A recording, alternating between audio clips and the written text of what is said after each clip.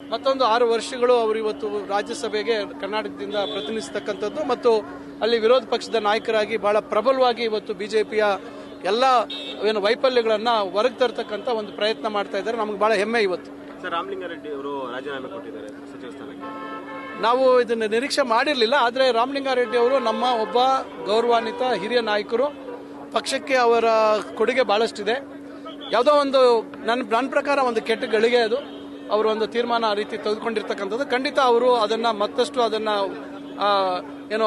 ಅದನ್ನು ಒತ್ತಾಯ ಮಾಡ್ತಕ್ಕಂಥ ಕೆಲಸ ಮಾಡೋದಿಲ್ಲ. ಪಕ್ಷದ ಮುಖಂಡರು ಅವರ ಹತ್ರ ಮಾತಾಡಿ ಅವರ ಮನವೊಲಿಸ್ತಕ್ಕಂಥ ಕೆಲಸ ಮಾಡ್ತಾರೆ ಮತ್ತು ನಾವೆಲ್ಲ ಒಗ್ಗಟ್ಟಾಗಿರ್ತೀವಿ ಅಂತಕ್ಕಂಥ ನಂಬಿಕೆ ಇದೆ. ಮುನಿಯಪ್ಪನವರು ಕೂಡ ರಾಜೀನಾಮೆ ಕೊಡ್ತೀವಿ. ಮುನಿಯಪ್ಪನವರು ಬೇರೆ ರೀತಿ ಹೇಳಿದ್ದಾರೆ. ಅವರು ರಾಜೀನಾಮೆ ಕೊಡ್ತೀವಿ ಅಥವಾ ಪತ್ರವನ್ನು ಬರೆಯುವಂಥ ರೀತಿಯಲ್ಲಿ ಏನು ಮಾಡಿಲ್ಲ. ಅಭಿಪ್ರಾಯ ಅವರ ಒಂದು ಇಂಗಿತ ಮನದಾಳದಲ್ಲಿ ಇರ್ತಕ್ಕಂಥದ್ದು ಹೇಳಿದ್ದಾರೆ. ಪಕ್ಷದ ತೀರ್ಮಾನಕ್ಕೆ ವಿರುದ್ಧವಾಗಿ ಮುನಿಯಪ್ಪನವರು ಯಾವತ್ತೂ ಮುಂದೆ ಹೋಗೋದಿಲ್ಲ. ಡಿಕೆ ಕ್ಯಾಬಿನೆಟ್ನಲ್ಲಿ ನಿಮ್ಮ ಹೆಸರು ಇರುತ್ತೆ ನೋಡೋಣ. ನಾನು ಆಶಾಭಾವನೆಯಿಂದ ಇದ್ದೀನಿ.